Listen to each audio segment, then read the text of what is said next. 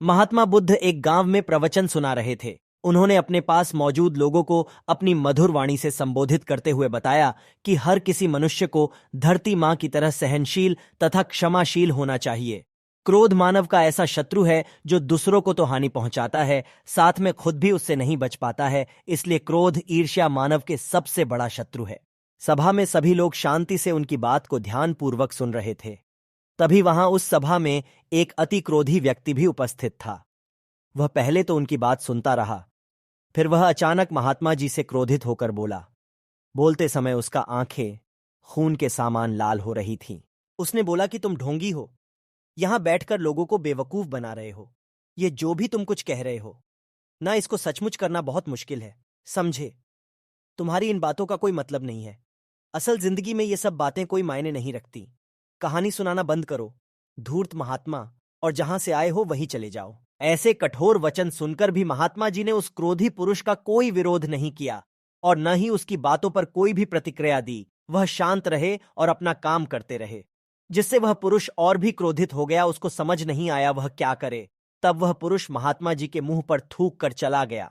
अगले दिन जब उस व्यक्ति का क्रोध शांत हुआ और उसे अपनी गलती का पछतावा हुआ, तब वह आत्मग्लानि में जलने लगा और फिर उसने सोचा कि उस महात्मा से मुझे माफी मांगनी चाहिए।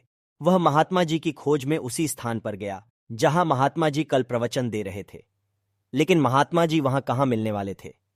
वह तो अपने शिष्यों के साथ अन्य किसी गांव की यात्रा पर निकल पड़े।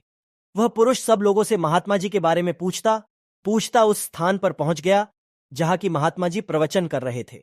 तब उस पुरुष को महात्मा जी के शिष्यों ने उसे उनके पास जाने से रोका, लेकिन महात्मा जी ने अपने शिष्यों को आदेश दिया कि आने दो उस पुरुष को। तब वह पुरुष महात्मा जी के चरणों पर गिर गया। उनसे बोला, मुझे क्षमा कीजिए महाराज। उसने महात्मा जी से पूछा, क्या आप भूल गए हो कि मैं वही जिसने कल आपका इतना अपमान किया था? मैं अपने दुष्ट कृत्य की आपसे माफी मांगता हूं। तब महात्मा जी ने बड़े शालीनता से उस पुरुष से बोले कि कौन सी बात? तब उस पुरुष ने बड़ी हैरानी से महात्मा जी की ओर देखा। महात्मा जी बोले कि मैं तो बीती बातें वहीं छोड़ आया, क्योंकि बीता हुआ कल कभी वापस लौट कर नहीं आता। इसलिए बीती हुए बातों की वजह से आज और अपना आने वाला कल नहीं बिगड़ना चाहिए। जो हो गया सो हो गया। तुम्हें अपनी भूल का एहसास हुआ, यही सबसे बड़ी बात है। तुम अपनी गलती को मान लिए, सो तुम अब निर्मल हो गए हो। इसलिए कोई भी ग्लानि अपने मन में नहीं रखो। अपने आने वाले कल के बारे में विचार करो और उसे सुधारने का प्रयास करो। महात्मा जी की बात सुनकर उस पुरुष के मन का भार हल्का हो गया और उसने महात्मा जी के चरणों को पकड़कर कहा, आज से मैं अपने क्रोध का त्याग करता हूं और धैर्यवान और क्षमाशील होने का प्रण आज से लेता हूं। निष्कर्ष, दोस्तों, हमें इस कहानी से यह प्रेरणा मिलती है कि अपने बीते हुए कल की गलती को लेकर हमें वर्तमान में उसका पछतावा न कर उस गलती को हमें अपने भविष्य में कभी नहीं करना चाहिए, क्योंकि दोस्तों बीता हुआ कल कभी लौटकर वापस नहीं आता।